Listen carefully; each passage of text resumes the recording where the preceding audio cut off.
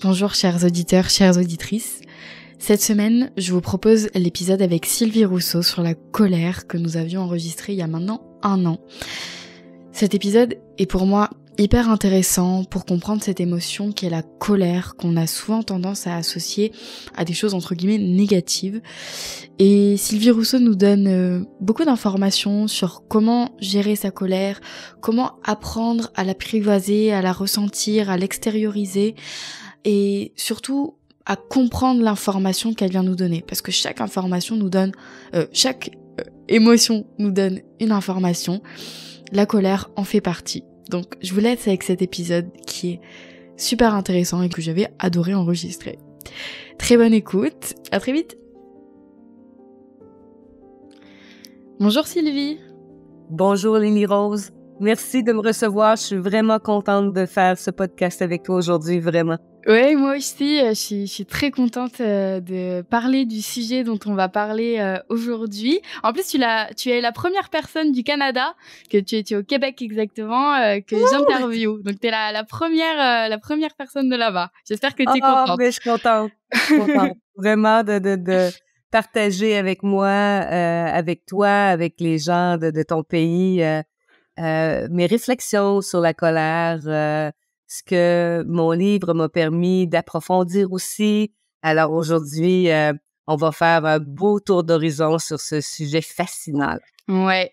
Pourquoi je suis amenée à vouloir parler de ça aujourd'hui avec toi, c'est parce que dans l'épisode avec Aurélie Pémon sur comprendre et guérir ses traumatismes, à un moment donné, dans l'épisode, on a parlé justement de la colère et on a soulevé le point que on n'a pas forcément appris à exprimer sa colère. C'est souvent une émotion qui a tendance à être même catégorisée comme étant négative, qu'on ne sait pas comment l'extérioriser, comment l'exprimer verbalement. Donc aujourd'hui, c'est ce que j'aimerais qu'on fasse ensemble, qu'on fasse un petit tour à 360 de cette colère, comment la comprendre, comment l'exprimer, qu'est-ce qui la déclenche, comment accueillir la colère de l'autre, comment l'exprimer et des exercices peut-être que tu pourras nous partager en fin d'épisode. Ouais. Mais avant, est-ce que tu peux peut-être te présenter ton parcours et pourquoi est-ce que tu as voulu écrire un livre sur la colère? Ouais, donc moi, je suis psychologue clinicienne au Québec. Depuis 2005, je travaille auprès des adultes et des couples. Et je me suis rendu compte au fur et à mesure des consultations que, effectivement, que la colère, c'était un sujet qui était un peu tabou, je te dirais particulièrement chez les femmes, d'après ce que j'avais observé. Et quand ma maison d'édition m'a demandé d'écrire là-dessus, je me suis dit, oh wow, ce serait une belle occasion pour moi de voir mon propre lien avec ma colère, comment est-ce que dans ma famille, on exprimait ou pas la colère, et pour en arriver avec mes clients, de voir comment est-ce que je peux les accompagner vers une saine expression de la colère. Donc, ce livre-là qui est Apprivoiser sa colère, c'est le petit bébé qui est né en mars dernier.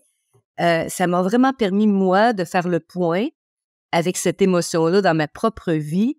Et je pense que j'accompagne mieux mes clients depuis ce temps-là parce que ça m'a permis de fouiller, d'approfondir. Et maintenant, je n'ai plus le même regard sur la colère et je suis plus capable de voir à travers les non-dits, à travers des fois de la tristesse, qu'il pourrait se cacher une émotion comme la colère. Donc, ça a été pour moi très riche de faire cet exercice de réflexion et d'approfondissement-là. Oui, ça t'a permis de comprendre peut-être des mécanismes subtils qu'on pouvait mettre en place par rapport à cette émotion. Et est-ce que tu pourrais nous expliquer à quoi sert la colère? Et qu'est-ce qu'elle nous permet en fait? Pourquoi elle est là, la colère? Ouais, la colère, comme les autres émotions, ça a quelque chose à nous dire. Il y a un message à transmettre. Et quand tu disais tantôt, c'est quelque chose de négatif, puis souvent les gens vont mettre des étiquettes sur la colère ou sur les autres émotions comme quelque chose de négatif ou de positif. Et quand quelque chose est négatif dans notre vie, on a tendance juste à repousser, à balayer ça sous le tapis. On n'aime pas beaucoup les choses négatives dans notre vie. Alors, si je vois une émotion ou je vois la colère comme quelque chose de négatif, ça va être plus difficile de l'accueillir, de ralentir et d'aller voir qu'est-ce qu'elle cherche à me dire. Alors moi, je préfère dire qu'une émotion, c'est confortable ou inconfortable, désagréable. Il y a des émotions qui sont plus douces, il y a des émotions qui sont plus intenses, mais j'invite les gens à vraiment être vigilants par rapport à ce genre d'étiquette-là qui pourrait teinter la relation que nous avons avec les émotions, donc avec la colère. Donc la colère, elle, qu'est-ce qu'elle cherche à nous dire? Souvent, elle nous met sur la piste de besoins, des besoins qui sont pas comblés, de valeurs qui ont été piétinées, de nos droits, de nos limites, des injustices aussi, de la discrimination, tout ce qui est atteinte à l'intégrité, à mon intégrité psychologique, à mon intégrité physique aussi, ou à l'intégrité d'un être cher. Donc ça pourrait vraiment susciter de la colère à l'intérieur de moi. Et c'est pour ça que c'est important, à mon point de vue, de voir ce message-là, parce que ça va pouvoir me permettre d'y réagir autrement. Si je veux pas la voir, ben je vais me priver de cette information-là. Et si je monte le volume trop haut, ça va distorsionner, puis je comprendrai pas plus son message. Alors oui, il y a un message important en lien avec ce qui se passe profondément à l'intérieur de moi. Ouais, tu invites les gens finalement à pas porter un jugement extérieur de c'est bien, c'est mal, mais à venir regarder à l'intérieur de soi comment ça agit en fait, et pas si c'est positif ou négatif parce que c'est pas le sujet, mais comment est-ce que je vis cette émotion à l'intérieur de moi? Oui, et comment je fais pour la reconnaître? Et donc, il y a des gens qui reconnaissent pas qu'est-ce qui se passe parce que si je suis triste, j'aurai pas les mêmes sensations physiques. Alors, pour les gens qui nous écoutent et nous regardent et que le lien avec la colère serait un petit peu difficile, dans un premier temps, ce serait de ralentir pour aller voir, ben, il se passe quelque chose dans mon corps. Quand je suis fâchée, habituellement, mes battements cardiaques vont accélérer. Ma respiration va être un petit peu plus courte. Je vais être tendue comme ça. Je vais peut-être avoir les mains comme ça. Ma mâchoire va être crispée. OK? Quand je suis triste, ça sera pas comme ça. OK? Quand j'ai peur, ça va être dans un autre registre. Quand je suis joyeuse, c'est aussi dans un autre registre. Alors, prenons le temps d'aller voir à l'intérieur de soi pour comprendre qu'est-ce que le corps cherche à nous dire par les sensations physiques. Et ça, je pense que ça peut être vraiment une belle porte d'entrée pour l'apprivoiser, là, cette colère-là, pour mettre des mots dessus. Est-ce que je suis en colère? Bon, ça se peut que je sois frustrée, que je sois déçue, que je sois irritable. On est vraiment dans ce registre-là. Ouais. Quelles sont les différentes formes de la colère? Tu viens d'en aborder peut-être quelques-unes. Quelles sont, parce que je pense que c'est à nuancer et que ça peut prendre différentes colorations. Quels sont les différents visages que peut prendre cette colère? Ouais, donc il y a dans l'expression de la colère et dans ce que je ressens à l'intérieur de moi, il y a des fois que ça va être, tantôt je parlais du volume, des fois le volume est plus bas. OK, si je suis déçue. OK, donc je vais ressentir quelque chose à l'intérieur de moi.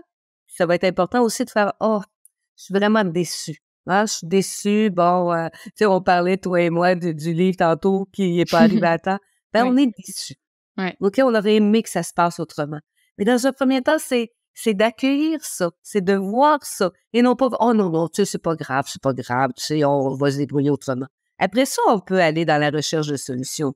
Mais dans un premier temps, de faire de la place à ce qui se passe à l'intérieur de soi. Puis, on est irrité, on est impatient. Donc là, on monte un petit peu d'un registre et après ça, on est fâché et il y en a vraiment que ça s'en va dans la rage. Alors, on veut pas aller là. On n'a pas besoin que le volume soit 12/10 pour faire passer notre message qu'on est irrité ou fâché. Alors ça va nous amener dans une expression dont on parlera plus tard, une expression qui va être saine et respectueuse de cette colère-là. Ouais. Donc, une fois qu'on a compris, comprends-tu ce qu'elle avait à nous dire? Souvent, je compare ça au témoin lumineux du tableau de bord de notre véhicule. OK? Donc, quand ça s'allume, OK? Donc, des fois, il y a des petites lumières vertes, puis des fois, c'est orange, puis il y a des fois, c'est rouge. Donc, quand c'est vert, on sait qu'on peut rouler sans problème. Quand c'est orange, on commence par faire, oh, t'as peu là. Ça, c'était pas là, cette petite lumière-là tantôt. C'est là présentement. Je peux-tu rouler encore? Oui, je pense que je peux encore rouler pendant un petit bout de temps. D'accord, mais je vais y voir. Et quand c'est rouge, Là, on a moins de temps, là. C'est comme dire, il faudrait arrêter la voiture et on va téléphoner au garage, on va téléphoner à quelqu'un chez nous pour qu'il vienne nous chercher. C'est plus conseillé de rouler. Ben, ça nous amène à observer encore. Tantôt, quand je disais nos sensations physiques, mais c'est ça qu'on peut comparer avec ces petits témoins lumineux-là. Ça nous viendrait pas à l'idée de dire, hop, c'est juste une petite lumière, on va continuer de rouler quand c'est rouge. On va faire, hey, t'as peu, là, il y a un message important. Alors, à l'intérieur de moi, c'est ce qui va se passer. Quand c'est juste la déception, je dirais que c'est presque vert, comme témoin lumineux. Ouais. OK? Et quand c'est de la rage, alors là, on est vraiment on s'arrête immédiatement pour pas qu'il y ait une sortie de route et qu'on risque vraiment de blesser ou d'agresser qui que ce soit. Ouais, donc tu invites, la première étape finalement, c'est de reconnaître ce qui se passe et ce qui est là, en fait. Oui, de reconnaître, d'observer, de ralentir et de garder à l'esprit que même si c'est inconfortable, elle a encore quelque chose d'important à me dire. Et dans un premier temps, c'est se peut que je comprenne pas qu'est-ce qu'elle a à me dire. OK, c'est pas grave. Là, je sens dans mon corps qu'il y a quelque chose, je me sens rougir, je me sens, tu sais, dire, OK, c'est-tu mes besoins, c'est-tu mes droits, c'est-tu des limites, je sais pas trop. C'est pas grave.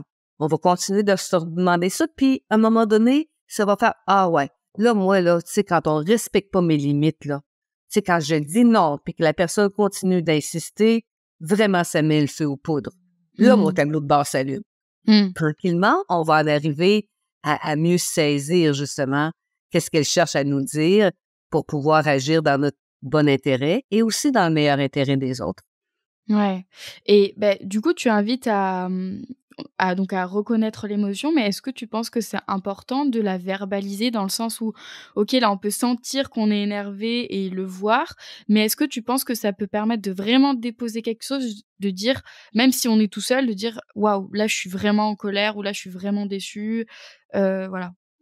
Oui, dans notre relation avec nous-mêmes, Lily Rose, c'est tout à fait ça. Dans un premier temps, c'est moi qui dois reconnaître qu'est-ce qui se passe à l'intérieur de moi, qui dois normaliser ça. Je ne vais pas dramatiser ça, c'est juste une émotion. De faire, ah oui, il se passe ça à l'intérieur de moi. Est-ce que je suis bien disposée à l'exprimer à l'autre?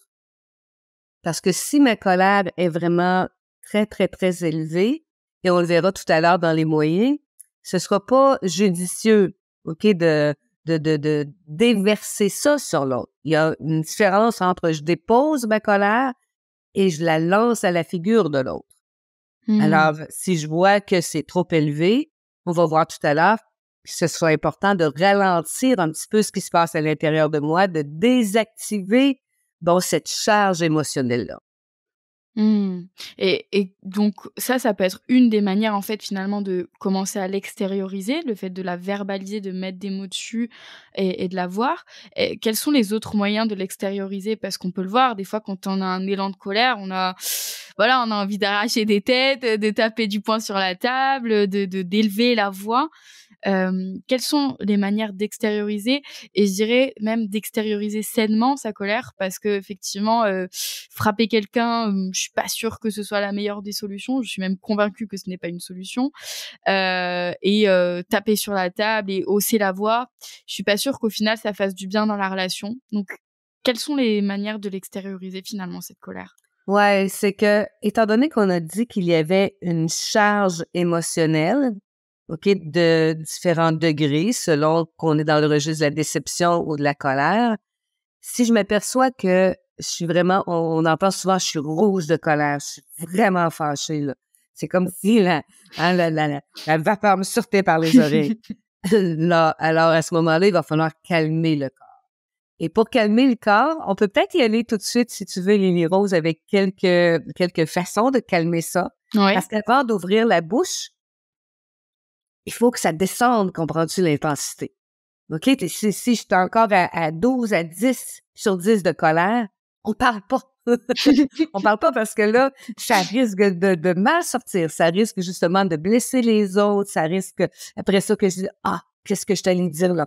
Puis après ça, que je suis pas contente de moi. Puis après ça, que je dis, ah ben non, moi, la colère, c'est vraiment pas beau, la colère.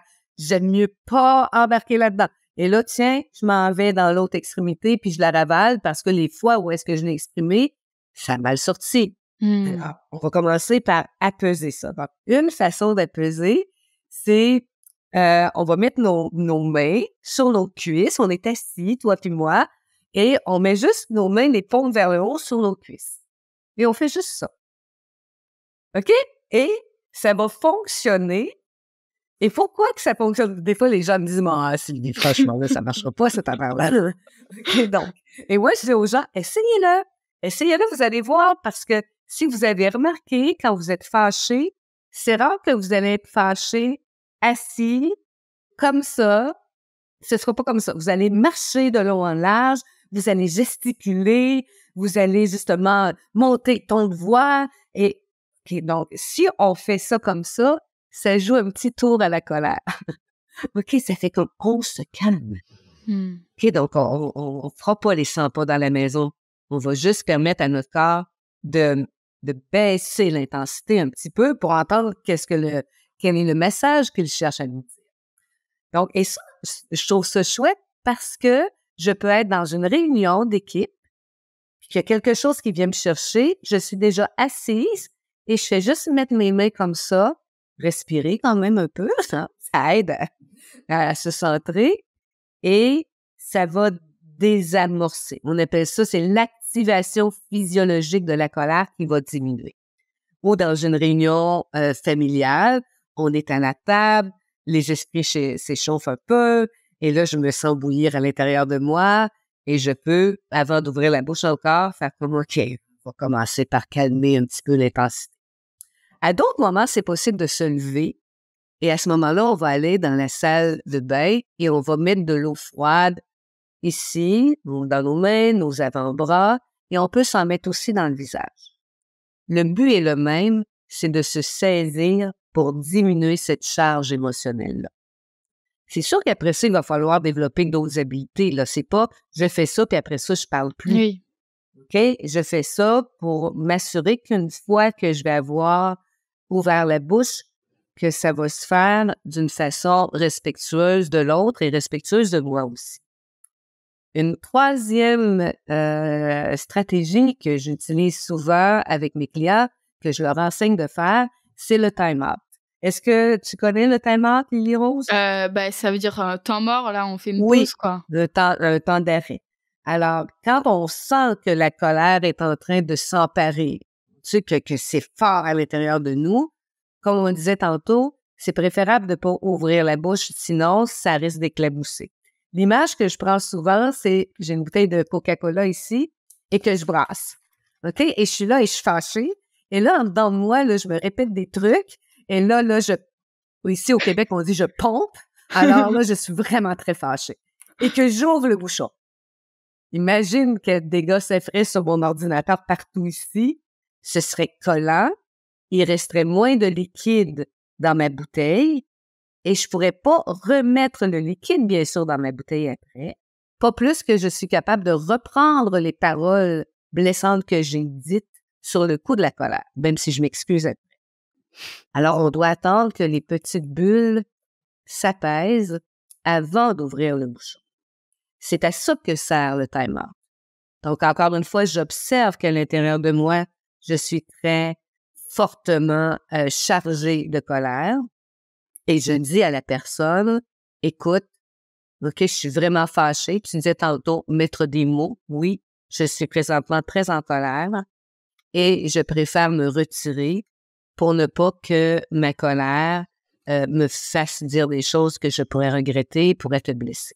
Donc, je vais mettre des mots là-dessus et je vais m'en aller pour calmer ici le jeu. Souvent, dans cette technique-là, quand j'enseigne ça à mes clients, les gens disent « ça ne marche pas, Sylvie, le time-out ». Et habituellement, quand ça ne fonctionne pas, c'est que cette étape-là n'est pas bien faite. Les gens partent et ne disent pas à l'autre qu'ils s'en vont. Ils font juste comme « je suis trop fâchée, m'en vais ». OK, ils s'en vont en auto, ce qui est vraiment à ne pas faire. Si je suis fâchée en auto, c'est pas l'endroit où est-ce qu'on devrait être. Ou je m'en vais dans le sous-sol, ou je m'en vais, peu importe, mais j'avise pas l'autre. Donc, je laisse l'autre en plan. Et ça, c'est pas respectueux. Alors, première étape, je dis à l'autre, je suis en colère, je ne veux pas t'imposer ma colère et je vais aller me calmer et nous reprendrons cette conversation-là plus tard. Donc, pendant ce temps d'arrêt-là, si je continue à faire ça avec ma bouteille de coke, je vais pas pouvoir trouver à l'intérieur de moi une bonne disposition pour aller voir qu'est-ce que la colère cherche à me dire. Ouais. Alors, je vais faire des exercices de respiration. Il y en a pour qui ça fonctionne bien, ou de la relaxation, ou de la méditation. Alors, tout ça, ça nous permet de nous centrer et ça peut apaiser les choses à l'intérieur de nous. Les gens pour qui ce genre d'approche-là convient moins, ben on peut juste comme aller écouter de la musique, aller prendre une marche, OK? Puis juste comme essayer de se reconnecter dans le ici maintenant. Donc, une fois que ça va s'être apaisé à l'intérieur de moi, là, je vais être plus capable de voir, OK, qu'est-ce que c'est venu toucher? OK, c'est-tu encore une fois mes besoins, mes valeurs, mes limites? Qu'est-ce qui a été heurté à l'intérieur de moi? Et je vais prendre ma part de responsabilité dans le fait que ça peut être monté. On est peut-être dans une escalade à ce moment-là. Et quand je vais retourner voir la personne, je vais pouvoir lui dire, écoute, là, je suis bien disposée pour continuer cette conversation-là. Ce qui devrait prendre 20-30 minutes si je continue pas à faire ça. Oui. Parce que sinon, ça va s'étirer. La colère va s'étirer. Alors, je fais comme, OK, oui, je suis bien disposée et voici ce que je remarque. OK, le bout qui m'appartient, c'est telle chose. Bon, je m'excuse si dans ma colère, j'ai pu t'offenser. Bon, je te demande pardon, tout ça.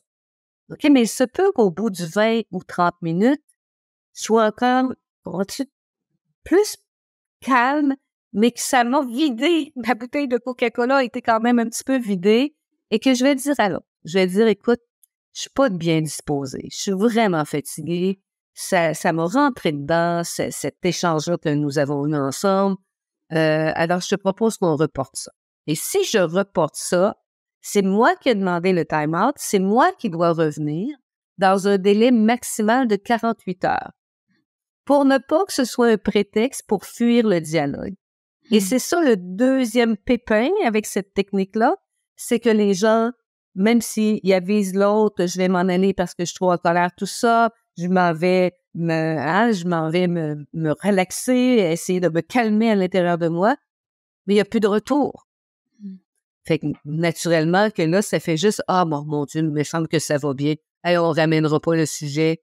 OK, ça va mieux. » Mais non, on a juste mis ça sous le tapis. Ouais. Alors, j'ai demandé le time-out. J'ai la responsabilité de revenir dans le délai dont je t'ai parlé tout à l'heure. Et s'il demande le time-out, c'est important que la personne avec qui je suis respecte le time-out. OK, ce que je vois souvent dans les couples, c'est que celui ou celle qui demande le time-out va avoir une réaction défensive.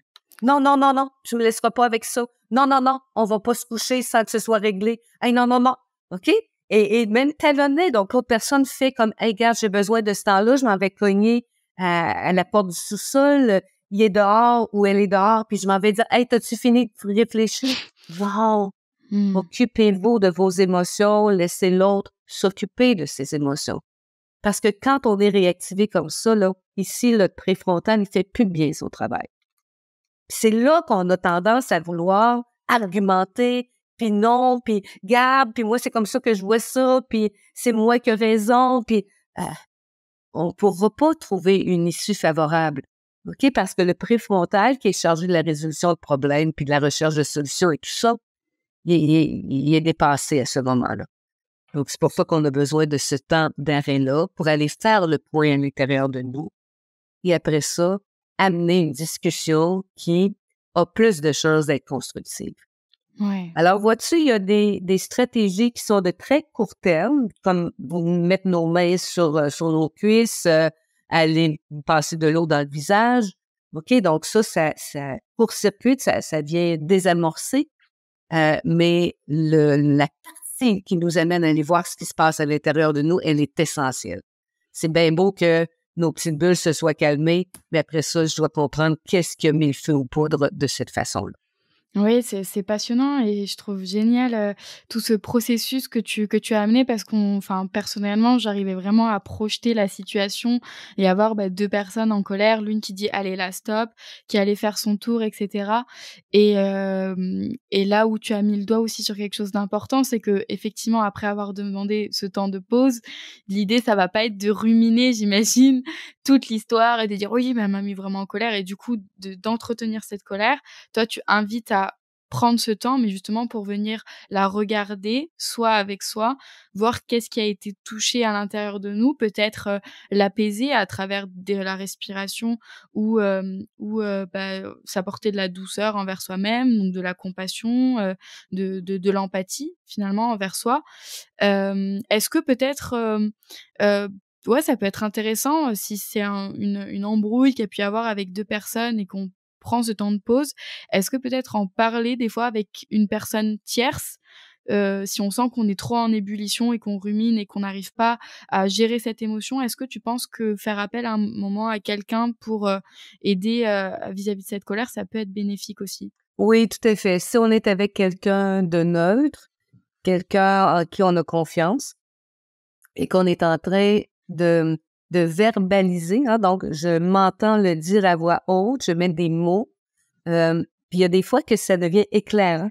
Mmh. L'autre personne va pas nécessairement dire quoi que ce soit, mais va offrir, un espace, sécurisant où est-ce que je peux réfléchir à voix haute et que je peux faire: «Ah, ça m'a vraiment mis en colère parce que telle chose» et là, je m'entends le dire et là, ça peut, oui, faire du sens. Mmh. Et il y a des fois aussi que la personne va, si elle me connaît bien, va faire: «Ouais, mais tu sais, Sylvie, il me semble que ça se pourrait-tu? Est-ce que toi, tu te reconnais là-dedans?» Donc, l'autre personne pourra peut-être aussi me donner un feedback qui sera constructif. L'important, c'est de ne pas ressasser à voix haute. Hein, quand on disait tantôt, avec le temps d'arrêt, si je m'en vais puis que je ressasse les mêmes choses, la colère ne pourra pas s'apaiser. OK? Elle ne pourra pas diminuer d'intensité parce que je continue de mettre de l'huile sur le feu. Mmh. Et des fois, les gens font ça avec une personne. Donc, je te rencontre Ça et met 2 fois plus d'huile. je te dis qu'est-ce qui m'a fâchée. Mettons, à 9 heures, il s'est passé quelque chose ce matin. Puis là, je te dis: «Ah, Lily Rose, là, il est arrivé telle affaire. Bon, j'avais stationné mon auto à un endroit interdit, mais je pensais bien faire. J'avais pas vu les panneaux. Puis, et là, puis j'ai eu un ticket. Puis là, le ticket est vraiment très cher. Puis, il me semble qu'il pourrait faire preuve. C'est la première fois que ça m'arrive. Je fais jamais des choses de même. Puis pourquoi? Puis, OK, puis là, que je tempête comme ça et que toi, t'es là, puis tu m'accueilles avec empathie, puis tu dis: «Ah oui, c'est vrai, c'est lui, l'étiquette, il coûte cher, puis ouais, hein, c'est vrai que d'habitude, t'as pas cette conduite-là, puis je comprends que tu sois fâché parce que» OK. Puis que là, à midi, je rencontre des collègues de travail, puis je dis: «Hey, tu sais pas qu'est-ce qui m'est arrivé à 9 heures le matin?» Puis là, je recommence le même disque à l'intérieur de moi, puis avec l'autre. Et à 3 heures de l'après-midi, je rencontre quelqu'un d'autre allant prendre ma marche et je fais comme: «Hey, non, mais à 9 heures ce matin, tu sais pas qu'est-ce qui s'est passé?» Puis je répète, OK? Puis là, j'arrive à la maison le soir avec mon mari, puis c'est: «Hey, Guy, 9 heures le matin, tu sais pas qu'est-ce qui s'est passé?» Et là, que j'essaie d'écouter mon émission préférée, puis je dis: «Mon Dieu, comment ça, j'arrive pas à écouter mon émission préférée? Je m'en vais me coucher. Pourquoi je dormirai pas cette nuit?» Ben, il y a peut-être des chances, effectivement, que je m'endorme pas parce que je m'endorme tard, parce que je vais avoir toute la journée alimenter ma colère. Alors ça, regardons ça, on n'est pas en train de la déposer quand on fait ça avec une personne, puis une autre personne, puis une autre personne. On l'attise. Mmh. Même chose si on écrit. Écrire, c'est une belle stratégie pour déposer. Mais si j'écris et que je lis et je relis et je relis, ça va être la même chose. Donc, quand je ressasse toute seule dans ma tête, que je ressasse par écrit, que je ressasse avec une personne et une deuxième et une troisième, ça va avoir le même impact. La Mmh. colère ne pourra pas se déposer, elle va rester très, très vive. Donc, moi, Ouais. j'appelle ça étirer la souffrance, étirer la colère. Il y a la situation qui me met en colère et il y a tout ce que ma tête me raconte à propos de cette situation-là qui parfois dure des heures, mais il faut pas se le cacher, des fois, ça dure des journées. Et dans certaines situations, les gens reviennent sur le sujet pendant des semaines. Alors, comprends-tu que ça devient lourd à porter? Pour soi, mais aussi pour les autres Ouais. qui entendent l'histoire une fois, Encore et une fois. encore. Oui, puis, effectivement, ce que tu soulèves, c'est que, l'idée, si on veut le partager, en tout cas avec quelqu'un, c'est sûr que mettre un contexte peut toujours être intéressant, sans peut-être forcément rentrer dans les détails. Mais ce que tu invites à faire, c'est surtout, parler de ce qui se passe à l'intérieur de soi. C'est pas tant le fait que, la voiture, elle se soit fait prise par la fourrière, c'est plus le fait que moi, ça m'a mis en colère, que je suis en colère, je suis triste, je trouve ça injuste, je comprends pas, puis je suis inquiète et du coup, le fait peut-être plus d'extérioriser l'émotion plutôt que le fait et la situation, c'est ça qui va permettre de temporiser, quoi. Oui, puis d'observer, je dirais aussi, qu'est-ce que ma tête est en train de me dire par rapport à cette situation-là. Donc, il y a l'émotion. OK, puis l'émotion, et tu viens de donner de bons exemples. Des fois, il y a la colère, mais il peut y avoir toutes sortes d'autres émotions qui se greffent à la colère. On a vu qu'il se passait quelque chose dans notre corps avec la colère, mais il y a beaucoup de choses qui se passent dans notre tête. OK, donc, qu'est-ce que je suis en train de me dire, de répéter? Est-ce que j'ai des pensées automatiques qui popent comme ça? Est-ce que je tiens mordicus à mon point de vue et j'en démarre pas? OK, moi, j'ai raison, puis toi, forcément, tu as tort, puis je vais argumenter jusqu'à temps que tu comprennes que c'est moi qui détiens la vérité. OK, donc ça va être des pensées qui vont comme ou mettre le feu aux poudres ou faire en sorte que ça va continuer de bouillir à gros feu, là, la colère à l'intérieur de soi. Ou des jugements, des étiquettes. Dernièrement, je suis allée dans un centre de dépistage pour la COVID. OK? Donc, je voulais m'assurer que je n'étais plus positive parce que j'avais ramené la COVID dans mes bagages de voyage. Oui. Alors, je m'en vais là et j'arrive. Un monsieur arrive à côté parce il y avait 2 femmes qui prenaient les inscriptions. Le monsieur est déjà rouge là, en arrivant et il dit à la jeune femme qui faisait son travail: «Je suis furieux». Commence comme ça, il a mis des mots là, mais l'intensité était vraiment, c'était too much là. «Je suis furieux parce que là, il y a une incompétente qui m'a envoyé à l'autre bout de la ville. Puis il n'y en avait pas de centre de dépistage, là. Mais à cause d'une incompétente, j'ai eu l'air d'un maudit con. Je suis tellement furieux. OK, c'est bon. On a compris. Et le monsieur a répété ça une deuxième fois et une troisième fois. Donc, quand j'ai ressassé, il était aussi fâché quand il est parti que quand il est arrivé. Et il finit par me dire: «Je suis tellement fâchée que je ne prendrai pas mon rendez-vous». Et la jeune femme a très bien géré ça. Elle a dit: «Ben, très bien, monsieur, vous reprendrez rendez-vous». Mmh. Mais je trouve que quand j'ai vu cet exemple-là, que j'ai été témoin de cet exemple-là, je me dis: «OK, donc lui, il a étiqueté l'incompétente». OK, dans sa tête à lui, il y avait une incompétente. Dans sa tête à lui, il avait l'air d'un maudit con. Et donc, ces 2 ingrédients-là de choses qui se passaient dans sa tête, OK, a fait en sorte que la colère est restée très, très, très vive. Alors, j'invite les gens à vraiment observer ça aussi. Hein? On observe ce qui se passe dans notre corps, on observe nos émotions et on observe aussi ce que notre tête est en train de nous raconter. Parce que si je mets des jugements, si je mets des étiquettes, si je crois tout ce que ma tête me raconte, ça peut nous jouer des tours. Dans ma tête, il y a de tout. Hein? Il y a vraiment des pensées qui sont très ajustées. Des fois, c'est très intelligent.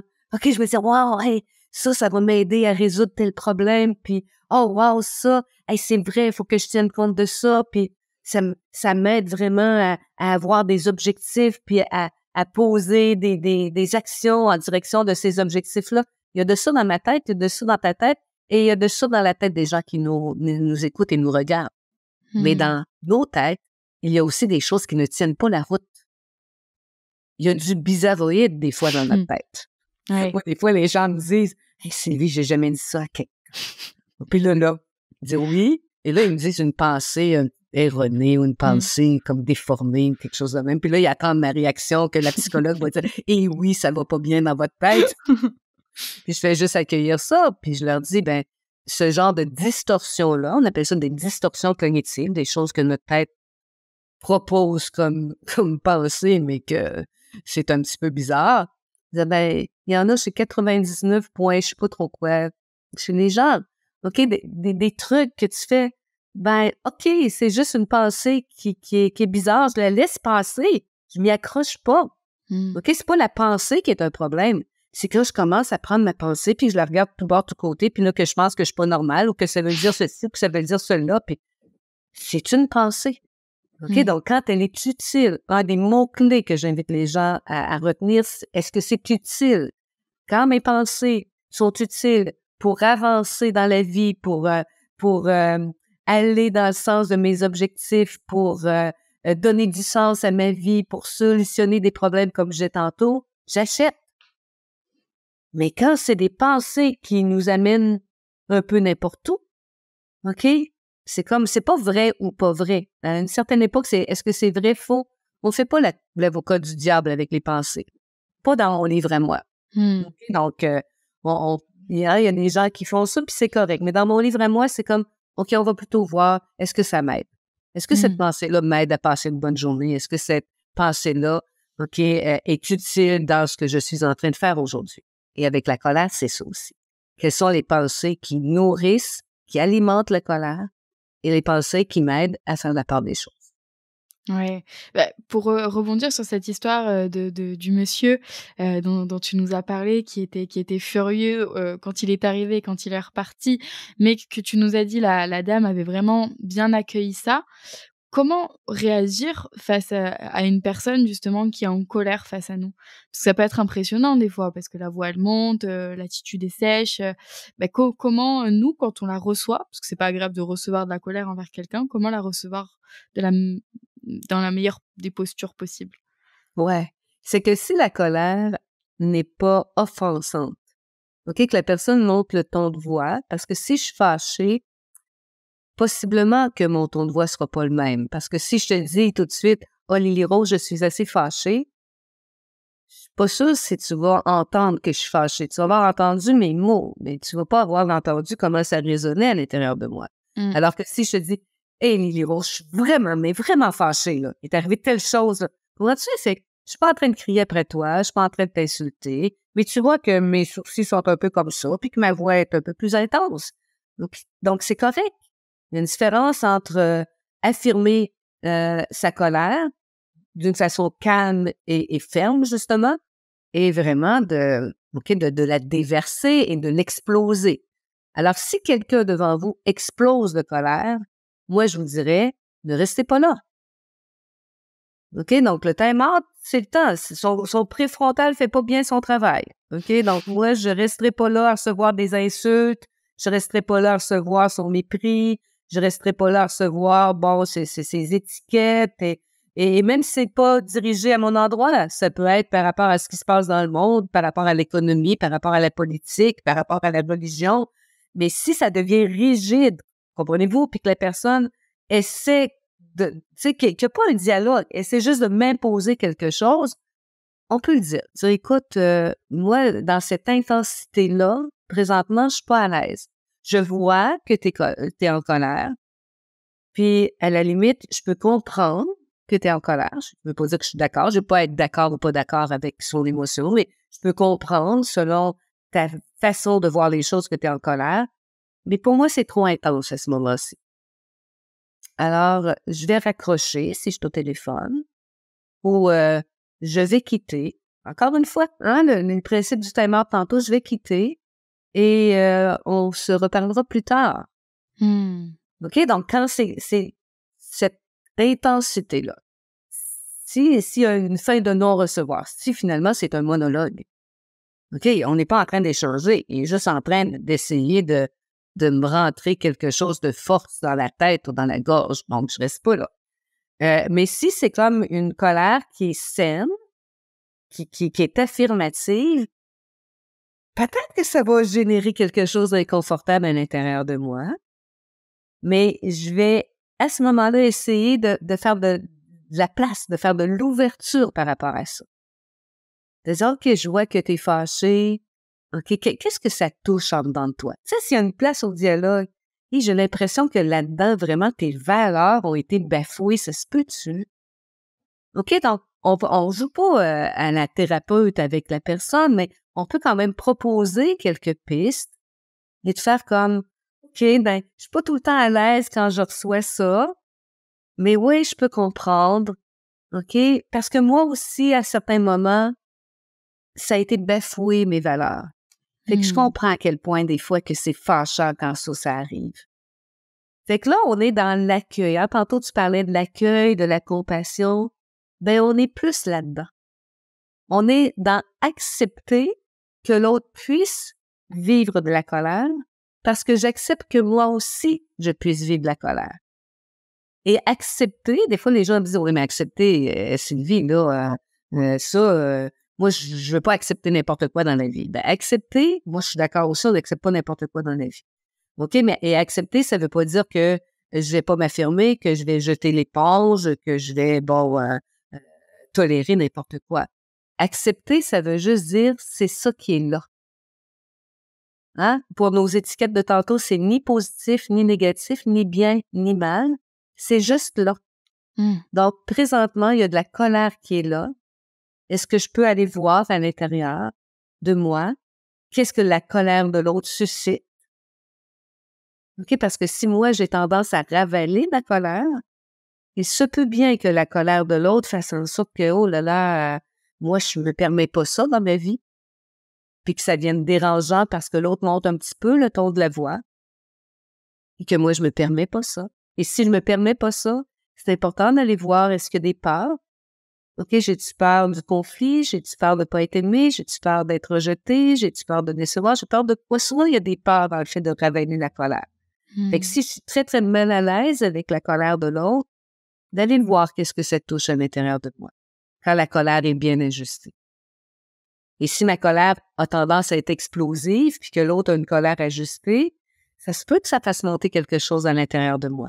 Donc, encore une fois, juste d'observer, faire « Oh boy, là, là, hein, c'est dur d'avoir une colère qui soit juste bien tempérée. » Donc, je vais comme, je suis consciente de ça, et là, ben, je vais essayer d'exprimer ça au mieux, OK? Pas en criant, mais juste en faisant « Je suis vraiment mal à l'aise avec ta colère présentement. » OK. Je suis peut-être mal à l'aise avec ma colère aussi, par exemple. Ouais. Mmh. C'est ce que tu nous disais, en fait, un petit peu aussi au début, par rapport, au moment où tu écrivais ton livre et que tu as appris à découvrir la colère et te rends compte qu'en fait, il y a plein de choses qui peuvent, être cachées derrière, en fait, finalement, la déclencher. Tu nous parles là, des peurs, en fait, aussi, finalement, qu'il peut y avoir, quant au fait d'exprimer sa colère, de la regarder. Peut-être aussi parce qu'il y a des croyances que c'est négatif. Oui. On n'a pas parlé de ça et je pense que ça peut être aussi, intéressant. Pourquoi est-ce qu'on pense que la colère, c'est quelque chose de négatif? Mmh. Souvent, ce que je vois avec mes clients et ce que ça a confirmé quand j'ai fait la recherche pour mon livre, il y a quelque chose qui appartient, à la famille dans laquelle j'ai grandi et à la socialisation. Il y a vraiment ces 2 points-là qui reviennent. On ne doit pas perdre de vue que quand même, on n'arrive pas, je pense, égaux par rapport à à notre façon de tolérer la frustration.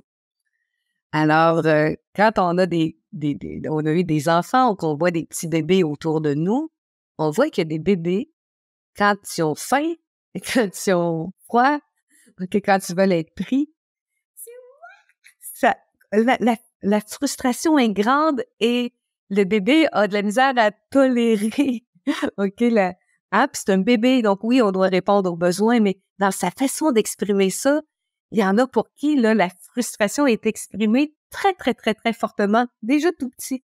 Puis il y en a d'autres, là, ils ont faim, OK, ils veulent être pris, ils ont froid, la couche doit être changée, ils vont l'exprimer, mais ils vont l'exprimer en chignant. Nous autres, ici, au Québec, on dit en chignant, donc on fait juste ça, OK, des petites choses comme ça. Donc, c'est pas la même intensité. Et là, ils n'ont rien appris, là. OK? Ils arrivent, eux autres, là.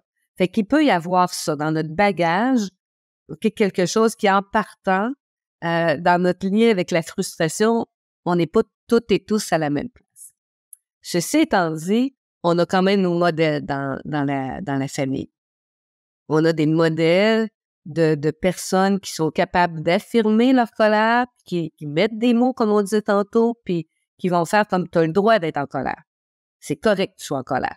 Mais non, par exemple, on lance pas nos jouets. Non, on n'accepte pas que tu dises, bon, des mots irrespectueux. Non, ça, c'est une limite à ne pas franchir. Mais oui, tu as le droit et je vois que tu es en colère. Puis c'est normal d'être en colère. OK? Ton petit frère, ta petite sœur t'ont enlevé ton jouet. Je comprends. C'est fâchant. Après ça, comment est-ce que tu vas réagir à ça après? Ben, on va pas aller tirer les cheveux à notre petit frère ou à notre petite sœur. OK? Donc, il y a quelque chose. Donc, ça, ce serait, à mon point de vue, une façon adéquate d'enseigner aux enfants que la colère, elle est saine. C'est normal d'en avoir.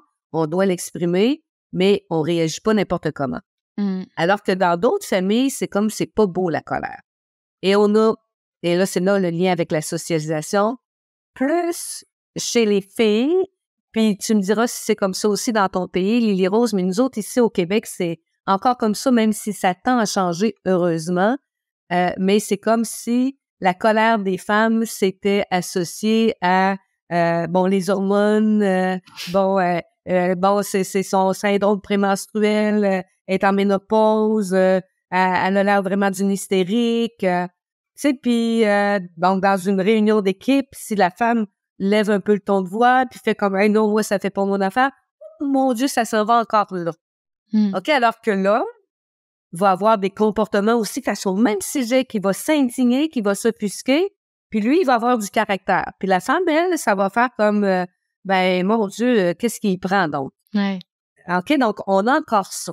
Nous autres, ici au Québec, même si j'ai l'impression dans peut-être les 2-3 dernières décennies que ça s'est un petit peu apaisé, cette façon-là de considérer la colère des femmes versus la colère des hommes. Est-ce que chez vous, c'est un peu la même chose? C'est-il des changements que vous observez? Oui, ça évolue effectivement, mais c'est vrai qu'il y a ces côtés, chez la femme où, on a tendance à dire: «Oui, c'est tes règles» ou «C'est les hormones» ou le côté un peu folle. En tout cas, c'est ce que les certaines thérapeutes ou personnes qui sont dans le bien-être aussi, retranscrivent.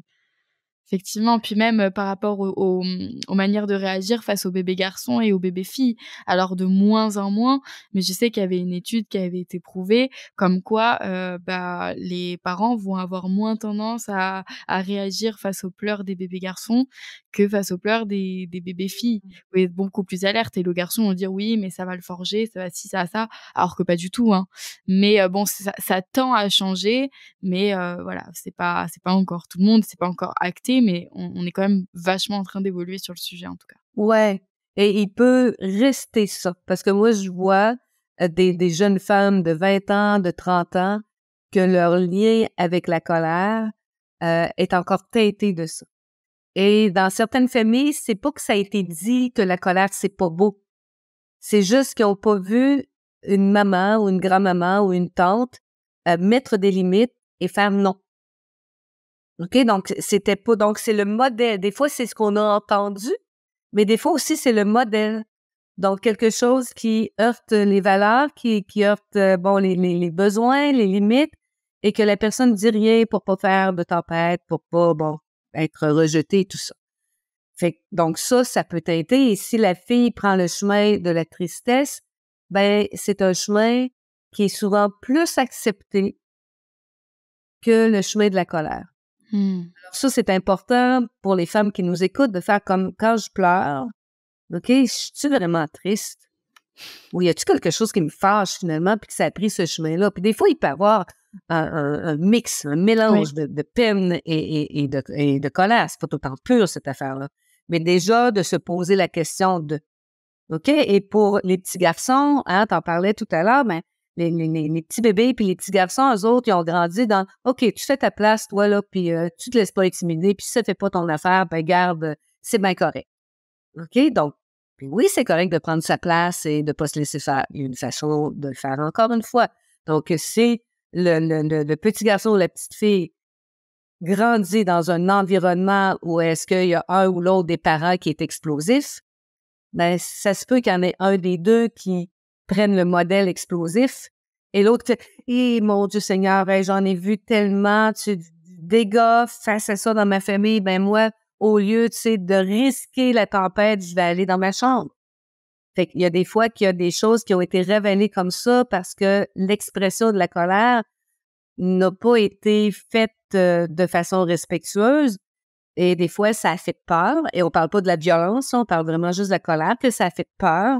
Et faire en sorte que la personne ait appris à se retirer et à ravaler pour pas être la cible de cette colère-là.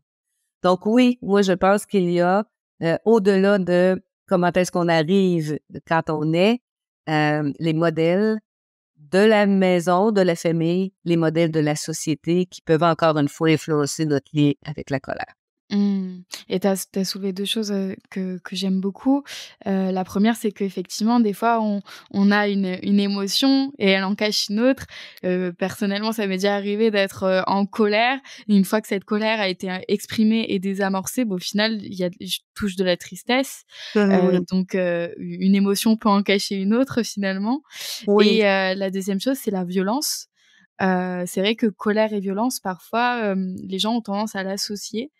Hem, Pourquoi selon toi et pourquoi, la colère ne justifie absolument pas la violence? Je pense que ça peut être un bon point peut-être à aborder. C'est pas parce qu'on est en colère que on doit frapper ou quoi que ce soit, mais juste un petit point sur la violence, si tu es OK? Ouais, tout à fait, parce que ça peut faire partie des raisons pour lesquelles certaines personnes ne veulent pas toucher à la colère, parce qu'il y a cette fausse association-là entre colère et violence. Dans mon livre à moi, la violence, c'est vraiment un abus de pouvoir. OK? On est en train d'exercer un contrôle sur la personne. On n'est pas dans des relations égalitaires. Il y a moi qui veux comme t'amener là où est-ce que je veux et peu importe les moyens que je prendrai, ce sera des paroles, ce sera des comportements, ce seront des paroles ou des comportements, mais je veux arriver à mes fins. Alors là, on n'est pas dans un exercice de mes droits, mes valeurs, mes limites et tout ça. OK? Peut-être qu'il peut y avoir de ça d'une façon quelconque dans l'exercice de la violence. Mais la violence va faire en sorte que je veux, moi, prendre le dessus. Je veux prendre le pouvoir et je veux exercer du contrôle. Alors que dans la colère, on n'est pas dans un exercice de pouvoir ni de contrôle. On est dans l'expression d'une émotion. OK? La violence, ce n'est pas une émotion. Ce sont des comportements pour arriver à nos fins, coûte que coûte, au détriment de l'autre, au détriment de la relation. Alors, et c'est important, oui, de faire la distinction entre les deux. Ouais, donc ça peut être, violence physique, mais aussi verbale, en Oui, fait. Mmh. tout à fait. Par des mots, hein, donc la violence psychologique, la violence verbale, les menaces, bon, l'intimidation, le contrôle, bon, tous ces aspects-là, on n'est pas juste en train de parler de soi puis de dire « Hey, moi, ça, là-dedans, OK, je suis vraiment fâchée parce que j'avais tel besoin puis je réalise que ce besoin-là n'a pas été répondu. » OK, là, je suis en train de parler de moi. OK? Alors que dans la violence, peut-être qu'il y a un besoin qui n'a pas été répondu, mais la façon de l'adresser à l'autre, c'est « Toi, t'es pas correct. Puis toi, si tu faisais ci, et toi, si tu faisais pas ça, moi, j'aurais pas besoin, OK, de faire ça. Et toi, t'es tout responsable et moi, j'ai rien à me reprocher. » On est plus dans ces eaux-là quand on est dans la violence. On est dans l'autre, OK, est responsable, OK, de mes explosions de violence. Mmh. Et du coup, la déresponsabilisation Oui. De ses propres émotions et de ses propres manières de faire. Oui, et c'est pour ça que tout à l'heure, dans le time-out, même s'il n'est pas question de la violence, c'est quand même important d'aller voir notre part de responsabilité. Mmh. Dans n'importe quel conflit, OK, ça se peut pas que ce soit tout l'autre. Hein? Et je suis pas en train de dire que c'est du 50-50, là. Ça, moi, je trouve que c'est des formules un peu toutes faites, mais d'aller voir, est-ce que dans ce qui nous oppose, toi et moi, quelle est la plus petite partie possible qui m'appartienne? Si je vois même juste une toute petite partie qui m'appartient, ça va peut-être changer quelque chose dans ma façon après ça de m'adresser à toi, plutôt que si je m'en vais vers toi et que je fais juste, bon, ben c'est Lily Rose, finalement, qui est dans le tort par rapport à ça. Moi, j'ai rien à me reprocher. Vois-tu? Et même si on n'est pas dans la violence, on n'est pas en train de se responsabiliser par rapport à notre propre interaction avec l'autre. Ouais, il y a pas de reconnaissance de ce qui est, tel qu'il est. Ouais, tout à fait. Ouais, c'est Ouais. vrai. Ouais, donc en fait, ça permet au-delà, de reconnaître ce qui se passe en soi, ça permet aussi de prendre conscience de ses comportements et de pouvoir améliorer la relation à soi, mais finalement aussi la relation à l'autre parce que ça peut permettre de cette prise de conscience de modifier nos comportements et donc d'entrer différemment en relation avec l'autre avec cette émotion de colère et avec toute autre émotion, hein, d'ailleurs, ça s'applique, mais là, c'est la colère. Ouais, oui, tout à fait. Moi, je partage ce point de vue-là parce que la façon que j'ai d'être en relation avec moi, c'est certain que ça va avoir une influence sur ma relation avec l'autre. Alors, si moi-même, je refuse ma propre colère, ben, si toi, tu exprimes quelque chose qui est de l'ordre de même juste une petite irritation, ça se peut que j'ai de la misère à la recevoir parce qu'à l'intérieur de moi, il n'y a pas de place pour ça. Mmh. Alors, commençons par regarder. Hein, souvent, je dis aux gens, mettez la caméra vers vous. Donc, quand on tourne la caméra vers soi, c'est plus facile dans les relations interpersonnelles de faire toi, toi, toi. OK? C'est toi qui n'a pas été correct, c'est toi qui est arrivé en retard, c'est toi qui a pas ramassé tes trucs dans la maison. C'est bon. OK, donc, c'est toi, c'est toi. OK? Et de faire comme, OK, mais moi là-dedans, c'est qu'est-ce qui me dérange moi là-dedans? Qu'est-ce qui vient me chercher moi là-dedans? OK, puis est-ce que dans ce que je trouve à l'intérieur de moi, j'ai la façon ajustée, respectueuse de le dire à l'autre, Mmh. plutôt que d'imposer ma façon de faire? Ouais. Donc, hein, la relation avec soi qui teinte la relation avec l'autre. Et bah, au niveau du savoir-dire, est-ce que tu aurais, quelques astuces à nous donner? On a déjà parlé du fait d'exprimer ce qui se passe à l'intérieur de nous, donc je suis en colère, je suis triste, je ressens telle chose, j'ai besoin de prendre du temps pour moi, j'ai besoin de ci, donc exprimer ses besoins et ses ressentis. Est-ce que tu as d'autres clés à donner peut-être par rapport au savoir-dire? Ouais, c'est que, hein, quand tu parles de «j'ai besoin», dans le meilleur des mondes, c'est comme ça qu'on devrait adresser ce qui se passe à l'intérieur de nous quand ça touche les besoins, plutôt que d'y aller par des reproches. Alors, et souvent, ce que je dis à mes clients, c'est que le reproche, c'est une façon maladroite d'exprimer un besoin, OK, qui risque de pas être bien reçu. Parce que si moi, je te fais un reproche, tu resteras pas le cœur ouvert et les bras ouverts. Un reproche, ça va entraîner une réaction de défense. OK, je vais me refermer dans ma tête. OK, je reste là, mais je t'écoute plus. OK, ou carrément, je m'en vais parce que j'ai pas envie de recevoir des reproches. OK, donc oui, dans le savoir-dire, soyez à l'écoute de ça. Remarquez la façon dont vous êtes en train d'exprimer votre besoin. OK, donc un reproche va pas faire en sorte que votre message va être entendu. Mmh. Donc ça, c'est vraiment un premier élément, je pense, qui est à considérer. Un autre élément, c'est le fameux message au «je», OK, qui va aussi permettre à ce qu'on soit moins dans le reproche. Si, par exemple, mon mari arrive en retard au souper, et que moi, je m'étais donné du mal pour faire un bon repas et tout ça, et je pourrais tomber justement dans le reproche en disant, «Ben, c'est ça, t'es arrivé encore en retard au souper, puis ça t'est pas venu à l'idée de me téléphoner maintenant, là, tout le monde a ça, ces petits appareils-là, là. Pourquoi toi, tu m'as pas texté, tu me l'as pas fait savoir? Franchement, là, tu sais.» Eh mon Dieu, qu'on va avoir un souper difficile, hein? Je pense pas que monsieur va arriver puis qu'il va me faire: «Oh mon amour, je suis contente de te voir.» On va faire: «Ouais, mais là», tu sais, puis là, hein, on va avoir sans doute une petite partie de ping-pong.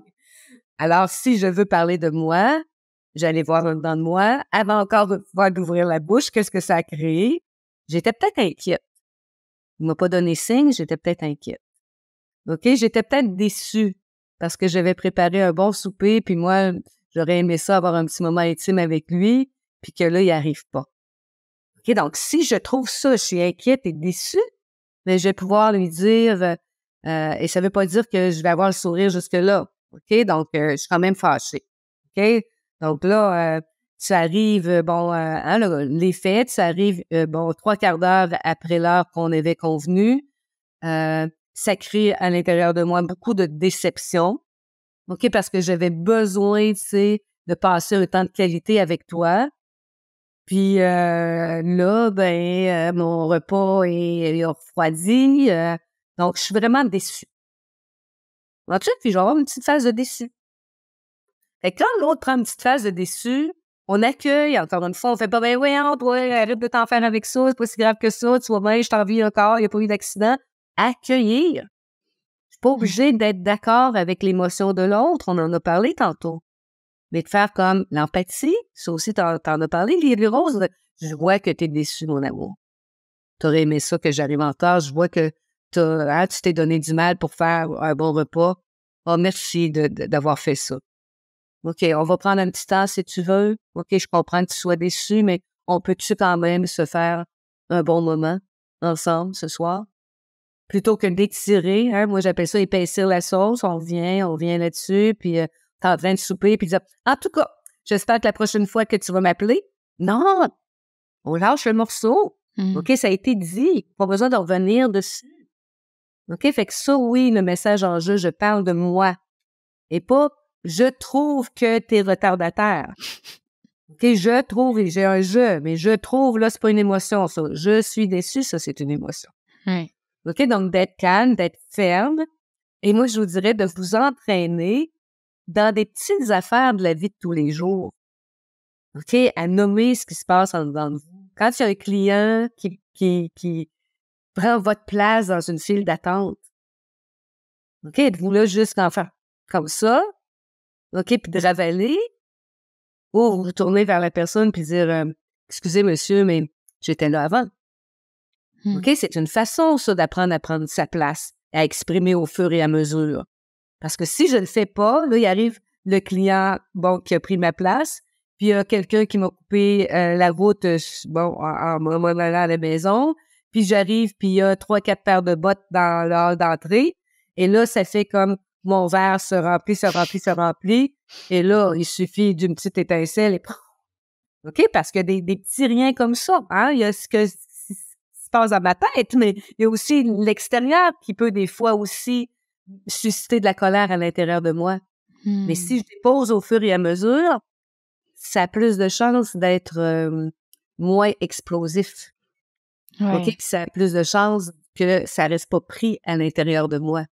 Donc, moi, je voudrais entraînez-vous dans des petites choses à dire non. Puis un vrai non. Pas un peut-être. C'est non. OK? Quelqu'un vous invite à quelque chose qui vous intéresse pas. Merci de l'invitation, mais ça me convient pas. C'est tout. OK? Que quelqu'un vous téléphone, OK? Essaie de vous vendre quelque chose.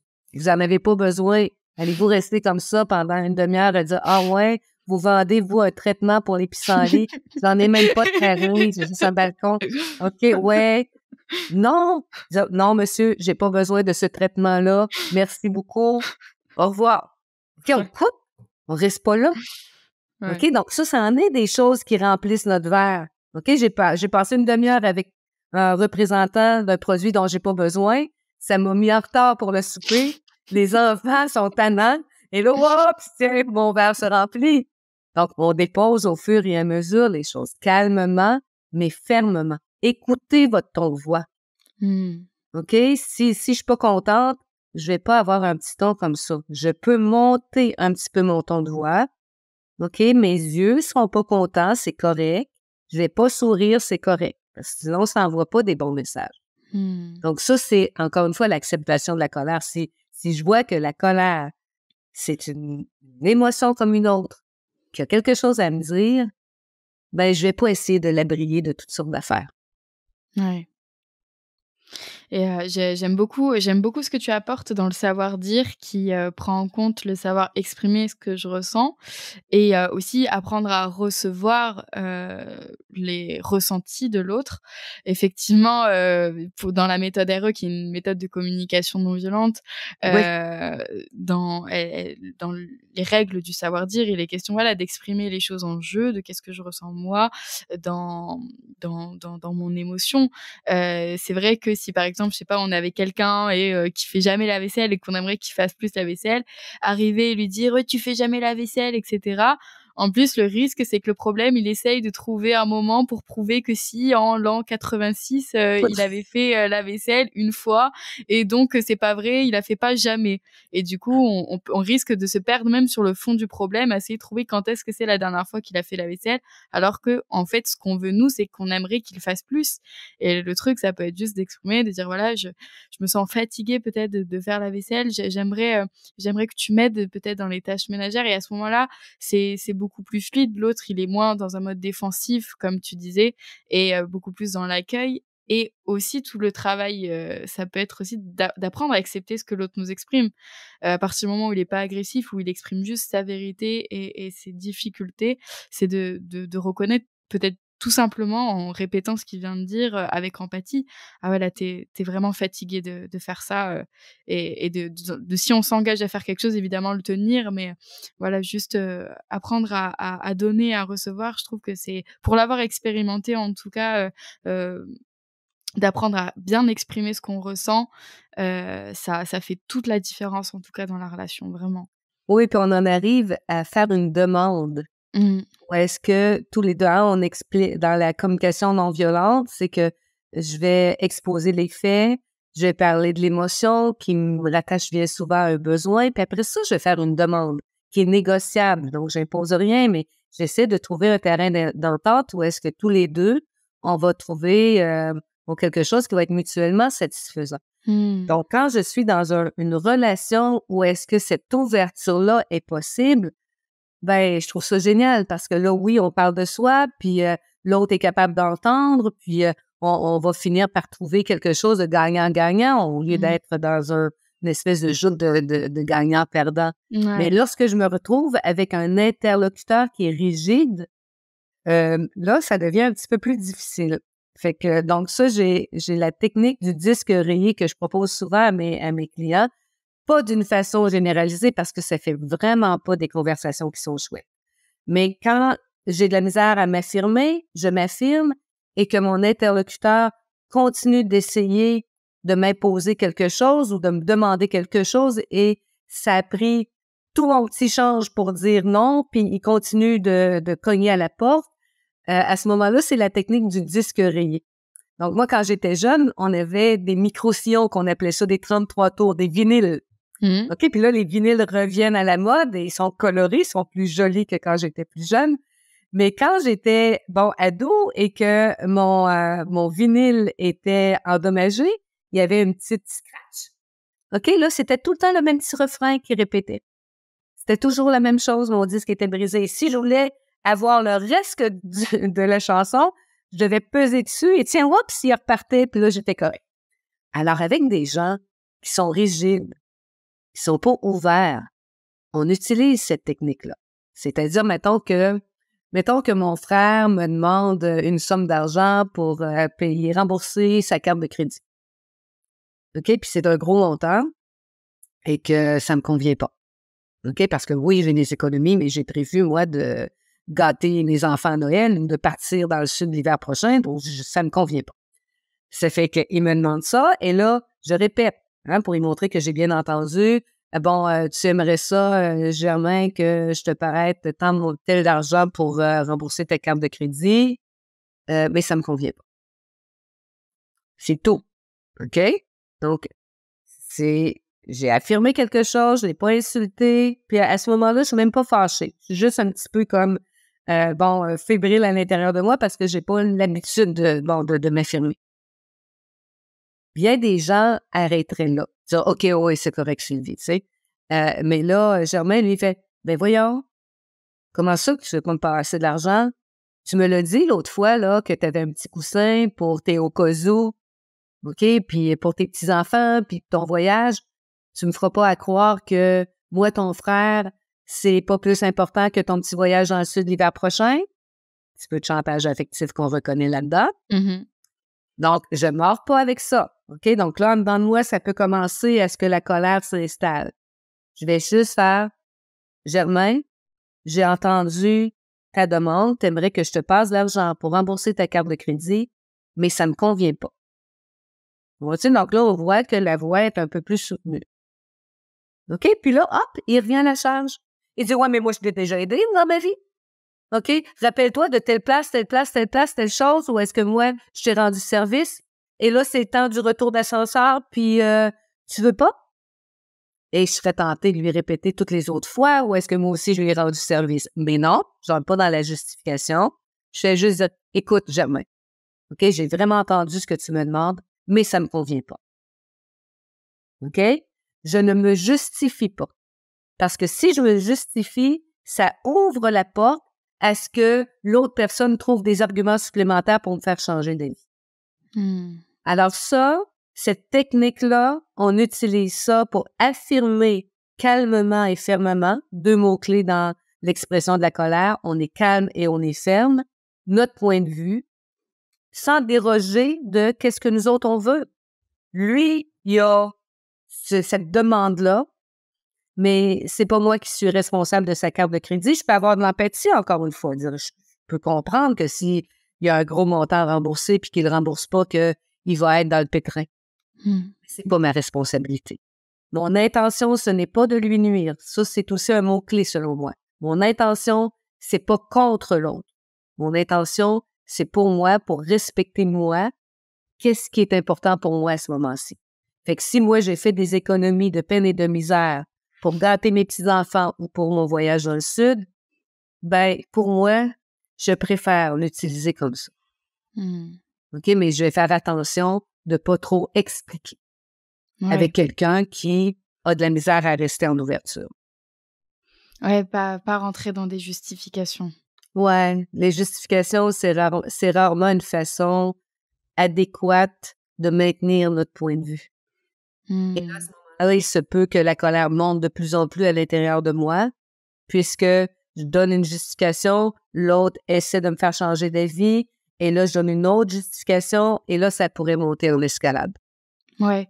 Oui, puis comme tu l'as dit, peut-être que le ton de la voix aussi peut évoluer en même temps que la fermeté. Donc rester ferme, une fois, on peut le dire calmement, une deuxième fois, je comprends, rester calme et la troisième fois, peut-être commencer en fait, comme avec les enfants, hein, finalement, montrer que là, on commence à toucher des limites et du coup, s'affirmer un peu plus dans le ton de la voix. Et après, peut-être même s'en aller. Si c'est pour répéter 5 fois, 6 fois, 7 fois, 8 fois, dire non, ça sert à rien. Au bout d'un moment, peut-être dire bon, je pense que le sujet est clos, tu as compris et peut-être s'en aller, quoi. Oui, je suis d'accord avec toi. Donc, le côté ferme est important.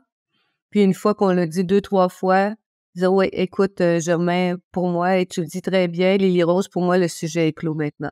Alors, je te souhaite bonne chance dans ta recherche d'argent. Puis après ça, on n'attend pas qu'il nous donne la bénédiction de s'en aller. On le salue, on lui souhaite bonne chance, et après ça, on va s'occuper de soi. Ouais, puis j'arrive à sentir aussi qu'il peut parfois avoir une peur de ne pas être aimé, du coup de plus être aimé si on ne répond pas à la demande de l'autre. Oui. Qu'est-ce que tu aurais envie de dire à ces personnes qui peuvent ressentir cette peur et c'est cette peur de s'affirmer et du coup cette peur de ne pas être ou de ne plus être aimé par l'autre? Ouais, la peur de ne plus être aimé ou lors du prochain souper familial, comment est-ce que Germain va me regarder, puis qu'est-ce que ça va créer, de malaise dans la famille et tout ça. Ben, je dirais que c'est encore la même chose, c'est juste d'accueillir ça, de dire j'ai vraiment peur, mais dans mon bon intérêt, qu'est-ce que je pourrais faire? Parce que si je me laisse guider par la peur, il se peut que ça c'est intéressant aussi, la peur, hein, ça touche aussi l'anxiété. Ça pourrait être intéressant peut-être à un moment donné d'en parler, mais l'anxiété, la peur, ça peut nous faire dévier de qu'est-ce qui est important pour nous. Donc, de reconnaître ça à l'intérieur de moi et dire, le courage, c'est d'avancer avec mes peurs, dans mon intérêt. Pas contre l'autre, encore une fois, mais dans mon intérêt à moi. OK? Donc, si pour moi, c'est important d'être respectueuse de moi, de mes limites, de mes valeurs, de mes besoins, même si ça ne fait pas l'affaire de l'autre, même si ça pourrait déplaire, est-ce que je suis prête à prendre le risque? Fait que dans ce temps-là, selon moi, c'est de s'entraîner dans des petites choses pour commencer. Et souvent, quand les gens le font, ils me reviennent après puis ils m'ont dit, ben, il n'y en a pas eu de drame. Comprends-tu la peur, hein? Parce que la peur, ça peut être aussi amplifié. Puis comme je vais pas sur le terrain pour confronter mes peurs, ben je peux rester à nourrir. Hein? Tantôt, on dit on peut nourrir l'anxiété, pas l'anxiété, mais la colère, mais on peut nourrir aussi nos peurs. Alors que si j'ose dire non, si j'ose m'affirmer, si j'ose exprimer ma colère, ça veut pas dire que ça va faire l'affaire, mais ça veut pas dire que ça va briser non plus les relations. Moi, je pense qu'il y a plus de risques de briser les relations si je ravale, parce que finalement, l'autre n'a pas leur juste avec moi. On n'a pas vraiment une relation authentique dans ces eaux-là. OK? Puis, à force de ravaler, ben la cocotte minute peut exploser à un moment donné. Donc, ça peut bien plus faire de dégâts dans une relation. OK? Donc, de faire comme, OK, oui, j'ai peur de ça, mais en même temps, si je vais tester sur le terrain, qu'est-ce que ça dit de moi? OK? Est-ce que quand je prends le ton ferme? OK? C'est pour ça si on commence par des petites choses comme le client à la caisse qui vient prendre notre place, comme on disait tantôt, il n'y en a pas de risque de ça. Cette personne-là, je ne la reverrai plus jamais. OK? Donc, même si l'autre me rejette, même pas, comprends-tu? Fait que, mais après ça, je vais prendre confiance parce que la confiance augmente dans ces petits pas-là répétés que je fais. Moi, avec mes clients, je parle des PPPP, les plus petits pas possibles. Comprends-tu? Pas les sauts en bungee, pas les résolutions du jour de l'an qu'on tient pas 3 semaines plus tard parce qu'on s'est demandé des affaires qui tiennent pas la route, mais des petites choses constantes. Ouais. Fait que je commence par m'affirmer, par exprimer ma limite dans des situations où est-ce que le risque d'être rejeté ou de pas être aimé est vraiment très, très faible. Et je prends confiance et tranquillement, ben, je vais peut-être oser un peu plus le faire avec les êtres qui m'entourent. Ouais. Et pour expérimenter cette émotion de colère, je pense que la voiture aussi peut être un bon exercice parce que la voiture, des fois, ça peut quand même réveiller des violences intérieures, franchement. Oui. Donc, voilà, si on veut s'exercer, on prend la voiture. On peut même venir sur Marseille si on veut vraiment,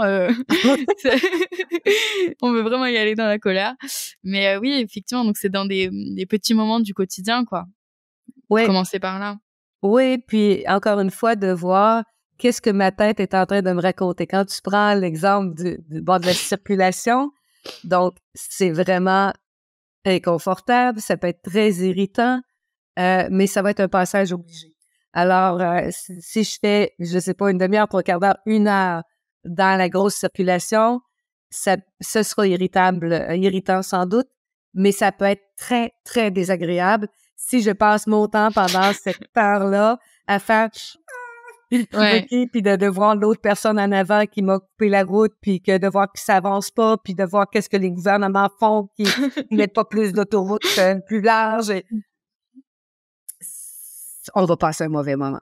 Ouais. Alors, hein, c'est là qu'on voit la colère, elle vient me dire « Ah, God, tu sais, je suis en train de perdre mon temps, 1 heure de ma journée dans ce trafic-là. Je trouve vraiment ça désagréable. » Très bien. C'est noté. C'est vrai que c'est désagréable. OK? Donc, je reconnais à l'intérieur de moi que c'est désagréable. Et après ça, bien, je vais essayer de me ramener, OK, un peu plus dans le moment présent parce que je peux peut-être écouter de la musique, je peux peut-être... écouter un podcast. Oui, je peux peut-être... Oui, je peux faire autre chose de ce temps-là, tout à fait. Mais oui, ça laisse du temps pour écouter un podcast d'1h20 sur la colère. Ça pourrait être une bonne stratégie. Voilà. Petit clin d'œil si jamais il y a des personnes qui nous écoutent et qui sont actuellement dans la circulation, voilà. Je voulais parler, alors brièvement, des séances de défoulement. Est-ce que tu veux dire juste peut-être 2-3 petits Oui. mots là-dessus? Oui. Merci d'amener ce sujet-là, Mini Rose, parce que c'est quelque chose qui est non recommandé. OK. À l'époque, et moi j'étais du nombre, on prônait ça. OK, t'es fâché, va frapper dans un sac de frappe, dans un coussin, sur ton matelas, et tu vas voir, ça va te faire du bien. Et effectivement que ça fait un soulagement temporaire. Sauf que les recherches démontrent aujourd'hui que ça peut, au contraire, exacerber la colère et nous amener à l'exprimer d'une façon inappropriée dans le futur. Donc, c'est vraiment pas quelque chose qu'on doit faire, même que nous autres, ici au Québec, on a des lieux de défoulement où est-ce que les gens lancent des assiettes et ils prennent un bâton de baseball et se frappent sur un grille-pain, puis au niveau des psys, on ne recommande pas ce genre de choses. C'est pas une façon judicieuse de composer avec notre colère. Donc, mais ça veut pas dire que de bouger, c'est pas bon. Mais je vais bouger, mais sans rechercher cette intensité-là. Je peux aller marcher, je peux faire de la marche rapide, du jogging, faire un tour en vélo, aller de la natation, du golf, des sports comme ça, mais sans rechercher justement cette espèce d'affaire-là de frapper qui pourrait juste comme... OK, dans un premier temps, d'ailleurs, c'est ça que ça fait. Tu frappes et ça monte, ça monte, ça monte, parce que là, je suis en train de mettre de l'huile sur le feu. Mais après ça, oui, il y a une accalmie. Et c'est cette accalmie-là qui constitue, selon moi, un piège, parce qu'après ça, temporairement, je me sens bien. C'est après coup que ça nous envoie une façon à l'intérieur de nous de pas bien composer avec la colère et avec l'expression de la colère. Oui, et en plus, ça nous permet pas de faire ce travail peut-être de mettre le doigt sur finalement qu'est-ce qui a été blessé à l'intérieur de nous. Ouais, on fait juste vouloir, s'en débarrasser de la colère. OK, donc si je m'en débarrasse en les mettant sous le tapis ou que je m'en débarrasse en frappant, effectivement, c'est très juste ce que tu dis, Lily Rose, ça nous empêche d'aller à la rencontre de la colère pour chercher ce qu'elle a à nous dire. Ouais, OK, donc tu ne recommandes pas, de cultiver peut-être cet aspect de destruction, qui n'apporte, finalement rien de bon. Mais ça apporte un soulagement temporaire. Ouais. Mais ça ne nous apprend pas à bien composer avec la colère, à mon point de vue. Super. Bon, génial qu'on ait pu aborder ce point. Tu as donné pas mal d'exercices tout au long de cet épisode. Est-ce qu'il y en a un dernier qui te vient peut-être pour les personnes, si tu as fait le tour des exercices par rapport à la colère, peut-être avec d'autres émotions que tu souhaites nous partager? Oui, je pourrais peut-être inviter les gens à entrer dans leur moteur de recherche la cohérence cardiaque. Oui. OK, donc parce qu'on a vu tout à l'heure que quand on est en colère, il y a des battements accélérés de notre cœur. Donc, avec la cohérence cardiaque, ça permet de contrôler la variabilité des battements de notre cœur. Donc, ça peut être vraiment quelque chose à expérimenter. Puis, je trouve ça bien parce que quand on va voir sur Internet, on a des petites vidéos, puis ça peut nous apprendre à le faire. Il y a aussi la relaxation active de Jacobson qui consiste à, on tend des muscles, on relâche, OK, pour voir la différence entre la tension et le relâchement. Fait que relaxation active de Jacobson, ça peut être aussi une autre stratégie à utiliser. Mais comme dans n'importe quoi, que ce soit ces stratégies-là ou celles que je vous ai proposées précédemment, c'est important de pratiquer. Hein? Donc, si je veux pratiquer une nouvelle langue, un nouvel instrument de musique, un nouveau sport, et que je fais ça 2-3 fois par année, si c'est juste pour m'amuser, ça va faire, là. Mais si je veux vraiment avancer là-dedans, ça va demander une pratique régulière.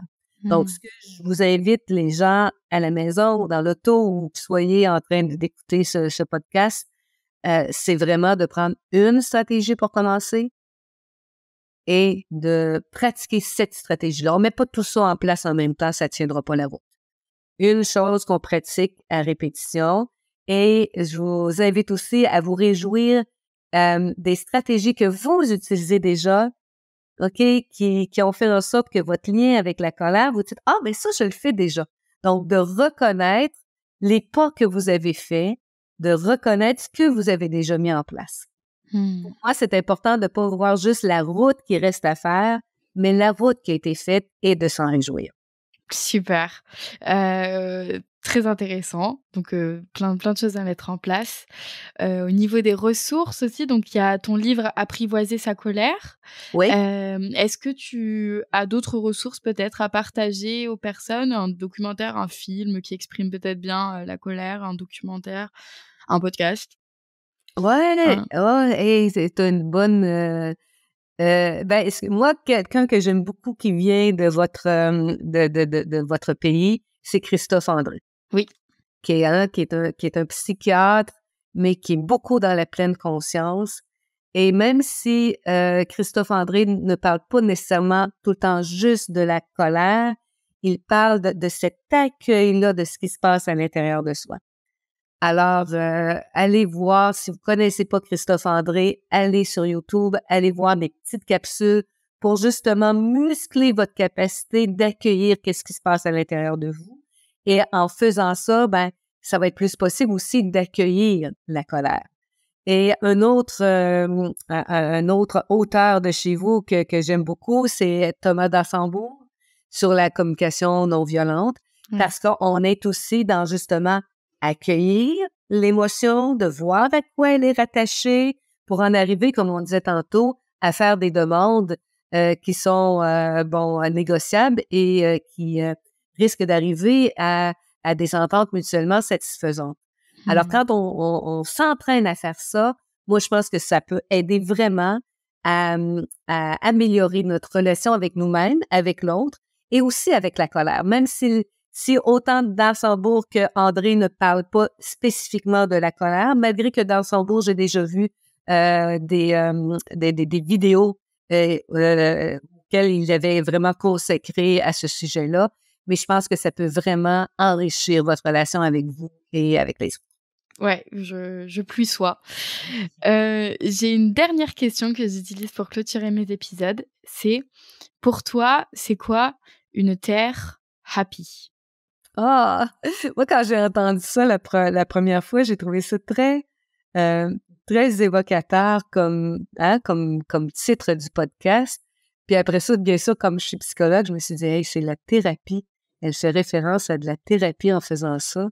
Ouais. Et en disant, ben, la terre happy, selon moi, ça veut dire que quand je suis en contact avec ma propre terre à moi, qu'est-ce qui se passe à l'intérieur de moi, il n'y a pas de garantie à ce que je sois happy par la suite.